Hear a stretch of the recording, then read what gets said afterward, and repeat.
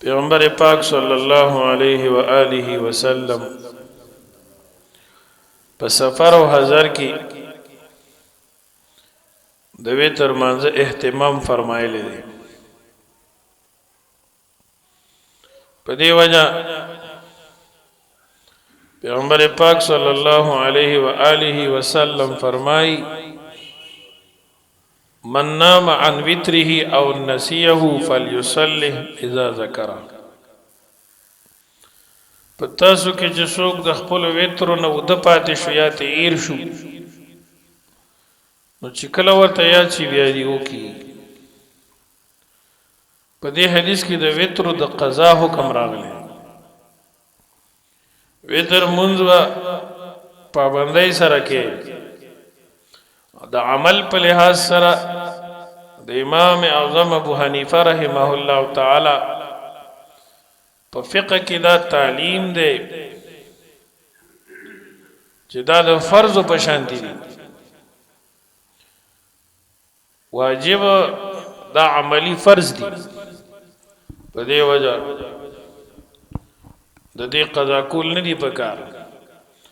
او چې کله به تقاضای بشر پاتې شي نو قضا به راوړي او که د قضا نه پاتې شي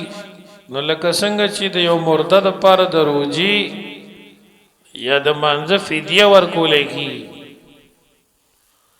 دغه شانتې د دې وتر مانځه به فدیه ورکوي. دې نه معلومیږي چې زمونږ په مسلک کې د وتر مانځه ډېر اهتمام راغلی. رسول الله صلی الله علیه و آله وسلم وتر منځ په آخره حصه د شپه کې کړی دی او بیا د وتر نه وروسته 2 رکعاته نفل کړي. دا 2 رکعاته نفل په احادیثو کې ځای په ځای راغلي حتی چې ځینې روایاتو کې ورسره دا تفصیلات هم راغلي دي چې دې رکعتونو کې کم سورتونه لوستي دي.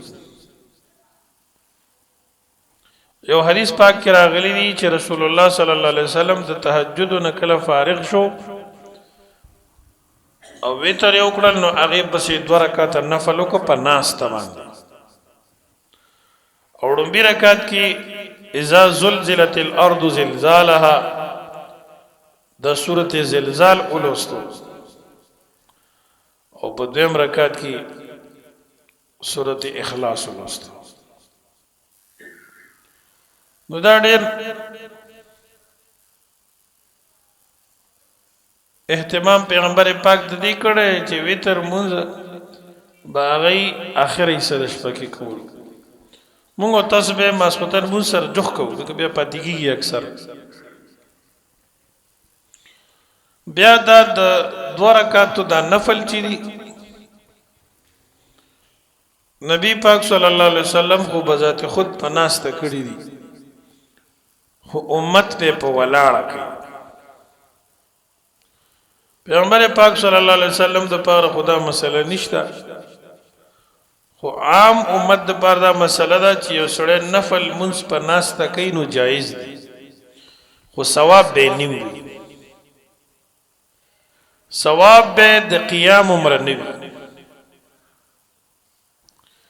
او نبی علیہ السلام په ناسته کوي په ولاړه کې یو عمر ثواب دی. پیغمبر پاک صلی الله علیه وسلم چې دا منځ په ناسته کړی دی د هغې وجه محدثین او فقها دا لیکي چې حضرت به تهجد ډېر اوږده کول حتی چې د هغې مبارک قدمونه به وپړسېده او جړا به ډېره وه ډېر قرائت به پکې کولو. نو د وترو پسې دا 2 رکعاته نفل دا ذکر نبی کریم صلی الله علیه وسلم په ناسته کړی. که اوس یو عام مسلمان په ناسته کوي نو کولی شي بدیت نشته بلکې زمونږ کابر مولانا محمد قاسم نانوتوی رحمت الله علیه هغې به دا 2 رکعاته نفل په ناسته کول او فرمایل به چې د الله د پیغمبر په اقتدا کې زدا پناسته کوما ثواب دی خیر د زمان نمشي او د نبی علیہ السلام اقتدا ډیره اهمه ده زموږ اکابر د دیوبند مشران دا د سنت ډیر پابند او د رسول الله صلی الله علیه وسلم کلک تابع والحمدلله نو دا نفل پکار دی چې دا موږ تاسو کو بیا په دې وترو کې بنیادی شی دعای قنوت ته او مونږ د الفاظ ویلي خو د دې ترجمه پاتې و چې د دعای قنوت ترجمه یاد شي یاره دې مانځي کې مونږ څه وایو مونږ چې کوم دعای قنوت وایو دا د حدیث په کتابونو کې راغلی دی متعدد کتابونو کې راغلی سنن کبرا د امام ابوبکر بهقی رحمه الله او قیام اللیل د ابو نصر مروزی رحمت الله علیه دا کتابونه د احادیث پاک یو روایت راځي چې رسول الله صلی الله علیه وسلم یوزل خیری کولی ځینې کافرانو ته بعضی قبایلو د غي ظالمان رسول الله صلی الله علیه وسلم ملګرو سره زیاتیات کو او ظلم کو دا غي د زیاتیاتو د وجنه د ظلم او د زیاتی د وجنه رسول الله صلی الله علیه وسلم هغه ته بدعا کول پیغمبر علیه السلام د ځان د پر چا تخیری نه دی کړی و چې چا دین ته نقصان رسو اسلام او مذهب ته او د زمیر سم صحابه سره به ظلم کوو دلته به نبی اسلام بدعا کوله قنوت نازله یو خاص دعا ده د سحر په منځ کې عام طور ویل کی ای کې به باقاعده دغه نمونه غسل دغه قومونو رال دی او زکوان دی او بل نو داسې رسول الله صلی الله علیه وسلم په دعا کول حضرت جبرئیل علیہ السلام الله راولېږل او رسول الله صلی الله علیه وسلم ته اشاره وکړه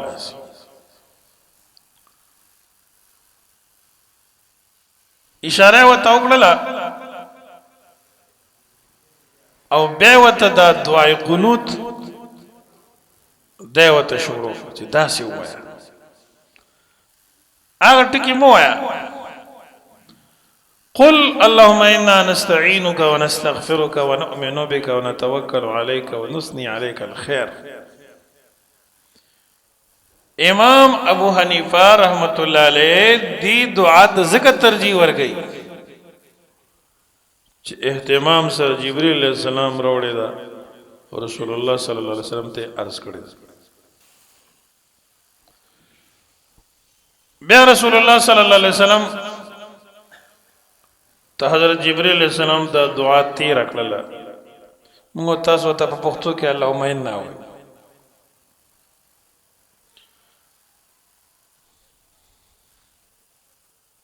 دعای قنوت دا ډیره ضروری ده خوده دین او د دین والونا د لريوالي د وجنا د باز خلکو ته ډیر ګران ښکاري او ارشه ګران دي چې را جوختي کې وطن زدکینا توجه وطن یو شیم دي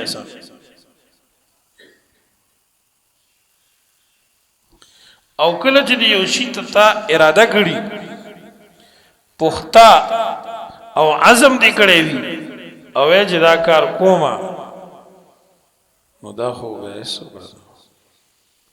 گر ہمت کرے انسان تو وہ کیا ہے جو ہو نہیں سکتا انسان ہمتو کی حافظان دی قرآن پا یاد یاد کری اس وقت دا سے خلق شتر چی بخاری شریفی پا یاد یاد کری قرآنی میں یاد کری بخاری شریفی مت یاد مسلم چاته یادي چاته ټول یادي داسم شته شپږ واړه کتابونه مشهور د حدیثو اته په یاد یادي نو زما عزتمندو دا ډېره د افسوس خبره ده سړی 50 کاله مونځ کوي او دعای قنوت د یو قاری صاحب یا د یو عالم په مخ کې نشي ویل نو الله ته څنګه وای الله پاک ته څنګه وره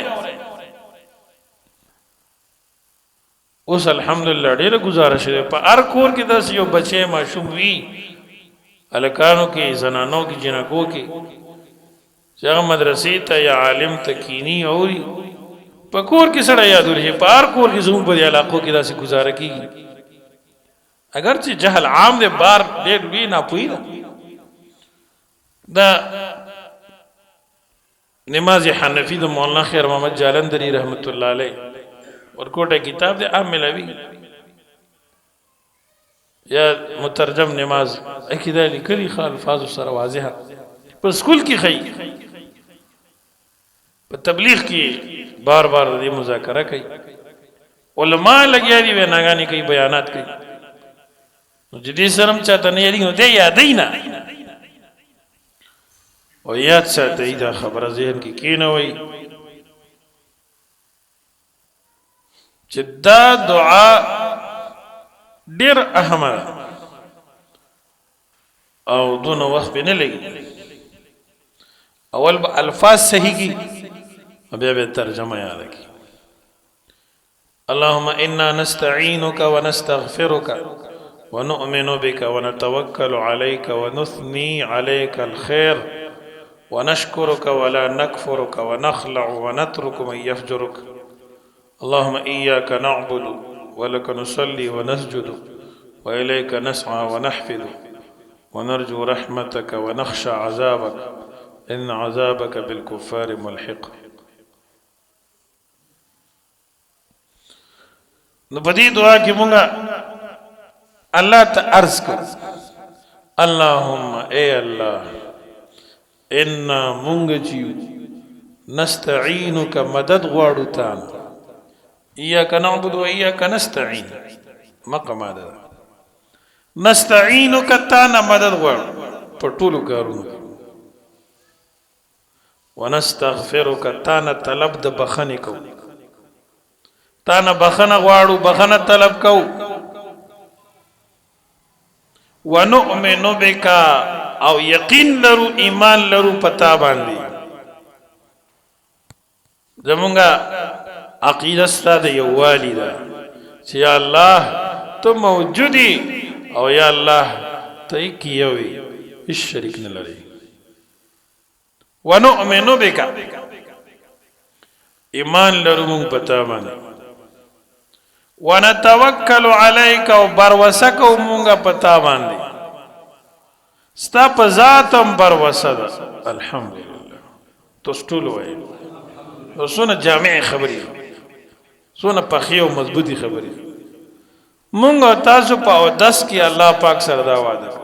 په مانځه کې ولاړ جمعات کې ونتوکل علیک یا الله مونږ بروسه او توکل او اعتماد پتا کو ونثني عليك الخير ونثني یا الله مونږ صفات وایو صفات کو صفات بیان استا خو ونثني ثنا سیسا سا چې تاسو وته سی وای سین نه ونثني ثنا او تعریف وایو مونږ استا خ تعریف ونثني عليك الخير ونشكرك يا الله استا شکر ادا کو یا الله استا شکر ادا کو استا ډیر نعمتونه دي دینی دنیوي د الله شکر ادا کول فرض دي شیطان خو سړی ته د مایوستیا خبر روانه دي ونشكرك يا الله استا شکر ادا کو ولا نکفرک یا الله استا ناشکری نکو ونخلع ونترك من يفجرك ونخلع جدا کیگو مونگا ونترکو پریدو مونگا اغا خلقو لرا سوک چستا نافرمانی کئی نو مونگو تاسو دیوز بہر خیالو کو چیز مونگو استاسو تعلق چا سارا مونگو مانده کہ اللہ سردا وعدہ عہد و پیمان کو چی یا اللہ سوک ستا نافرمانی کئی غلط خلقی مونگ داغین جدا یو مونگ تے بیزار یو دا ضروری دا رسول اللہ صلی اللہ علیہ وسلم فرمائی سوک چی دیو ظالم سر ادری دو او پا ظلم کی دا ظالم مرست اکڑا او دا ظالم با اللہ پا دا مسلط کی من مشا مع ظالم وهو يعلم أنه ظالم ليقويه صلته الله عليه سوک چی دیو ظالم سر پا یو غلط کار کی ادری دو جدا دا ما دا ترزوی دے دا ما رور دے دا ما کاکا دے یا دا ما یار دوست دے یا میرا ووٹ را کئی مالا زب وہ سر ولارم دا ظلم برستا ہوگا دا ظالم با اللہ پا دا مسلط کی دا قیامت پا عورت با ظلم او دا ظالم مرستا کون کی یوزے جہنم تز احشر الذین ظلموا و ازواجهم پاس ہوئی را جمع کیا کسان چی ظلم اکڑے دے و ازواجهم و اعوانهم دا دی مرست کون کی اللہ جل جلالہ دی زمگو استاسو حفاظت کی نمانگو تاسو پا مانزے کی داوائی اس آر چالا پکار دی چی دے چا پر ڈالا کی دے اسوچ مالم پکار دے تالم پکار دے پلم پکار دے نخلع و نترک من یفجرک یا اللہ منگا جدا کیگو و نترکو پریدو من یفجرک اغا خلق چے سوکستا نافرمانی کئی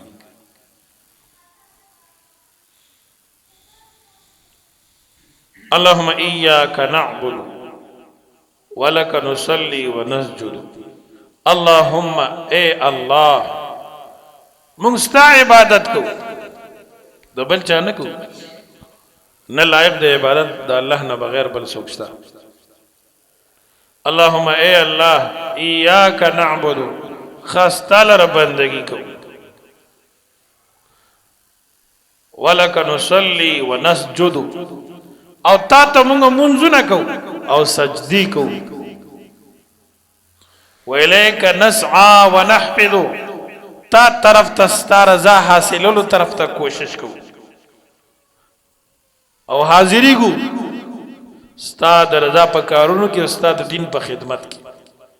ستا پا عبادت کی ویلیک نسعا و نحفظ تا طرف تا من کوشش کو یعنی ستا رضا حاصلولو طرف تا کوشش کو ونحفظو خدمت کو یعنی ستا در دین خدمت کو ستا دا لار خدمت کو ستا دا قرآن خدمت کو ستا دا رسول دا سنت خدمت کو او ستا بندگی کو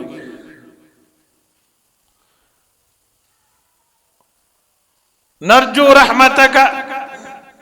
یا اللہ منگا امید ساتو ستا دا رحمت